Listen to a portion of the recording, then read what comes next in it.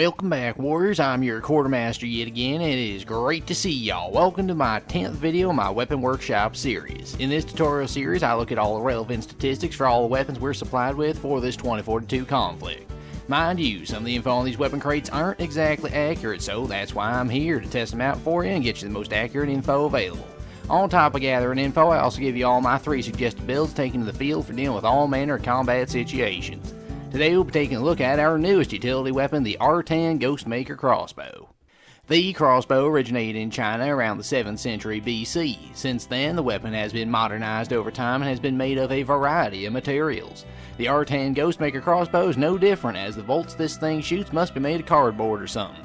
How am I to believe that a heavy-ass metal or composite crossbow bolt striking someone in the chest can't kill them at a measly 35 meters? This thing has more heft than any round fired yet, so if you sit just a little too far away, suddenly the bolts turn to mush. I'm getting ahead of myself though, let me get you the stats on this thing. The R10 has 3 types of bolts, all with different characteristics, strengths, and weaknesses. I'll address the base bolts first. Our base rate of fire sits right around 35 bolts per minute, an abysmally low rate of fire. This was deduced by seeing how long it took to fire 5 bolts from this weapon. Instead of damage, I'm going to list ranges in regard to how many shots are needed for a kill. Between 0 and 32 meters, we can get that one-shot kill. From 33 to 60 meters, we need 2 shots to kill. Then lastly, beyond 60 meters, we'll need 3 shots to get a kill. Combining this info with our rate of fire, we end up with a TTK of 0 for a 1-shot, 1,714 milliseconds for a 2-shot, and a ridiculous 3,429 milliseconds for a 3-shot kill. Luckily, landing a headshot at any range is a 1-shot kill. The next type of bolt we have access to is a much smaller bolt that comes in a rack of 5. These bolts have considerably shorter range and velocity than the base bolts. Despite the larger ammo pool, they don't fire all that much faster. These racks can put bolts down range at a rate of about 45 bolts per minute, only slightly faster than the already terrible base rate of fire. Going back to the ranges, this bolt can only get a 1-shot kill out to around 6.5 meters. Next, between 6.5 and 34 meters, we'll need 2 bolts to get a kill before reaching our 3-shot kill range at only 35 meters. Using this info, we end up with a TTK of 0 for a 1-shot kill, 1,333 milliseconds for a 2-shot, and 2,667 milliseconds for a 3-shot kill. Even with these poor ranges, getting a headshot is still a kill at any range. Now, while these TTK values are better than the base by a decent bit, you'll have to remember that getting those 1-shot kills is far less likely due to the shorter 1-shot kill range. Our final bolt type is the explosive bolt, the same type of unique bolt that every modern military equips its troops with.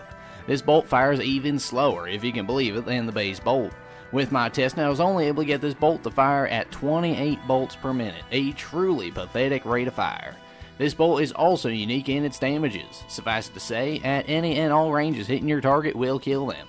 However, the bolt deals 38 damage on impact before dealing 95 points of explosive damage after a short delay. This means that these bolts can be potentially very deadly against groups of enemies. Now I know the big question here, how does Dozer handle these bolts, seeing as he has an EOD suit on all the time? Well, when direct impacting Dozer, we deal a total of 85 damage. If we hit his right shield, we do no damage at all. When having a bolt explode next to his feet, we deal only 48 damage per bolt. On a vast number of combatants though, these bolts are guaranteed death.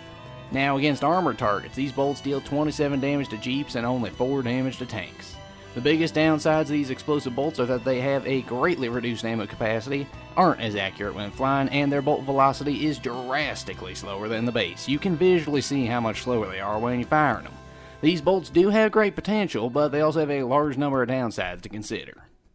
Now, very unusually for a primary weapon, I've only got one build for you guys today. This build works with all types of bolts, but I personally prefer using just the standard bolts.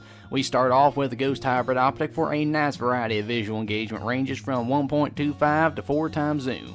Using this just costs a little bit of ADS speed. We then utilize the standard bolt for a decent 1-shot kill range. Next, we use the BCG Light Grip for better ADS accuracy at the cost of hip-fire accuracy, before ending with the mandatory factory barrel mount.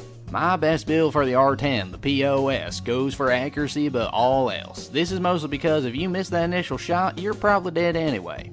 The Ghost Hybrid, just as it was on the SWS-10, is the best optic for close to mid-range engagements. The precise cross stop means you know exactly where you'll be putting your bolt, and it's just the best optic for this type of weapon. I still prefer the base bolts over the rack or explosive because the rack has awful range and the explosive just fly way too slow. If you're running anything other than the BCG grip with this weapon, then what are you doing? This weapon is all about aimed in precision, and that is what the BCG is best at. And there you have it, folks, all the stats you need to know and the best build to properly utilize your subpar R10 Crossbow. My only build, the piece of shit, is what I consider to be the best build for this honestly terrible weapon. Sure, can you see briefing videos showing sweats in PC suits getting great clips with this weapon? Of course. But let's be honest here, folks, that ain't you or I. We're just the average soldier out here trying our best, and when HQ gave us this weapon to use in the field, they certainly weren't giving us their best. But anywho, I did my best to get the most accurate stats on my personal testing of this weapon with private anti-dark magic. And with that, what do y'all think of the R10? Am I making it out to be worse than it is, or am I not harsh enough on it? Let me know down below. And so if I did a good job today with this briefing, be sure to leave me a like and subscription to show the major that you want more statistical briefings just like this one. And with that, I've been your quartermaster, and until next time, I will see you later.